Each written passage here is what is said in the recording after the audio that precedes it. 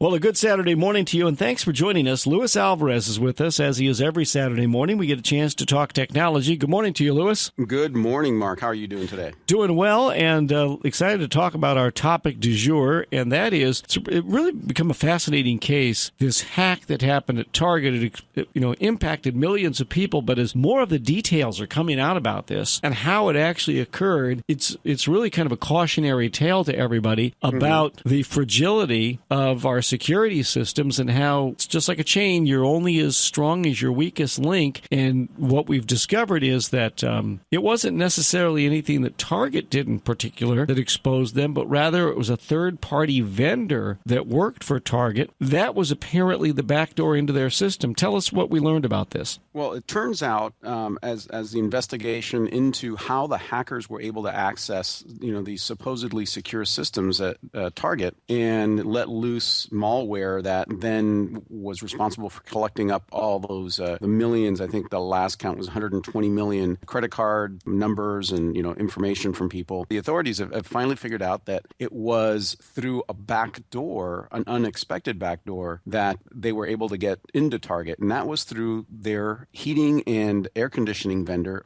a company called Fazio Mechanical, and they had credentials, logins, if you will, to the network at Target, and the hackers use those logins to get into the Target systems. Oh, so they went through this third-party provider, an HVAC company located in Pittsburgh. Mm-hmm.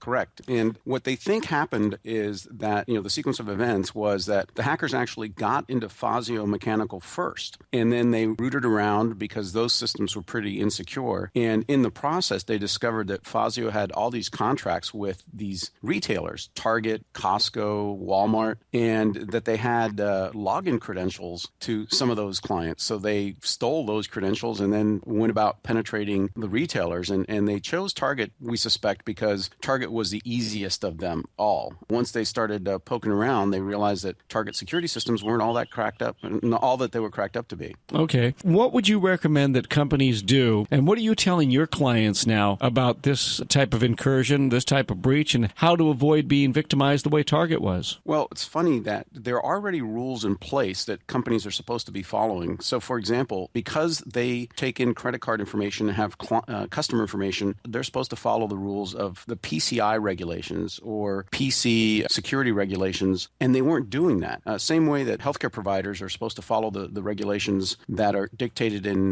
HIPAA rules, and that stands for Healthcare Insurance Portability Act. They lay out how you're supposed to protect yourself by not only securing your systems, but by making sure that if you're using any third-party vendors, that those vendors also are securing their systems. And it's all well and good to put this in writing, but if you don't follow the regulations, as in Target's case, then you're going to be a victim yourself. So, Luis, what should businesses do specifically? Well, first and foremost, make sure that you understand who has access to your systems. If you're the owner of a large company or a small company, you probably have a lot of vendors you work with, some software vendors, IT companies like ours that might have access to your systems. Make sure you understand who has access and to what level they have access. Secondly, make sure that those vendors are properly vetted, that you know that they're reputable, that they have insurance coverage to cover any sort of problems that might crop up. Make sure that they have just the level of access they need. Too many times, a company will grant kind of blanket administrative access to their systems, thinking that that's the easiest way to let people get in there. But more often than not, you don't need that level of access. You may need to access a particular folder or a particular database on the network, and that's really what you should limit those vendors to access and not just give them universal access. Luis, is it possible when you're designing a security system for a client that you can provide various levels of access that they can give to their vendors so that they just don't give them carte blanche administrative access? Absolutely. We do that all the time for our clients.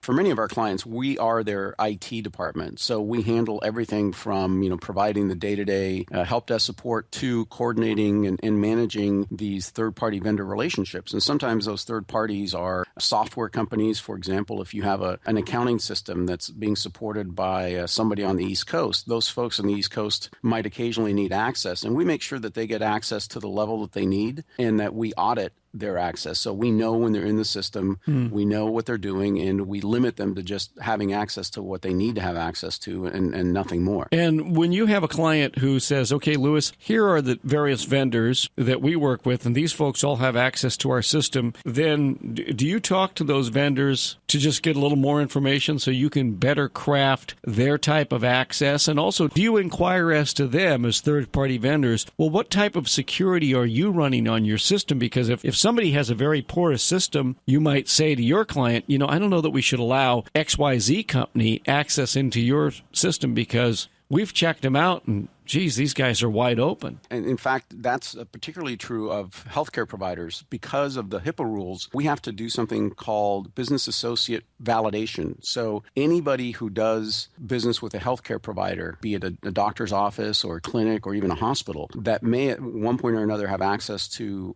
patient records or patient information, is supposed to go through this process that they self-attest that they're following the rules, that they have security systems in place, that they do things like have antivirus and they have strong passwords, all sorts of little particular things. And there's a pretty exhaustive checklist that we use with our healthcare providers to make sure that their third-party vendors are properly vetted. And we're slowly doing the same thing with our non-healthcare clients because security is such an important aspect of what we do nowadays that we want to make sure that if nothing else, our clients are informed about what kind of risks they have and what they need to do to protect themselves. Louis, I had a couple more things to share with you, get your thoughts on. We ran across these on a tech blog recently. The U.S. Army is going to test an Iron Man-style protection suit this summer. The head of U.S. Special Ops Command said the first prototypes of a new Iron Man-like protective suit could be ready for testing by this summer. And it's an unpowdered prototype. It's called the Tactical Assault Light Operator Suit. How about that? It's pretty amazing. I knew that was coming. I mean, the idea of improving the armor and the capabilities of the troops out in the field has taken on a great deal of significance, especially with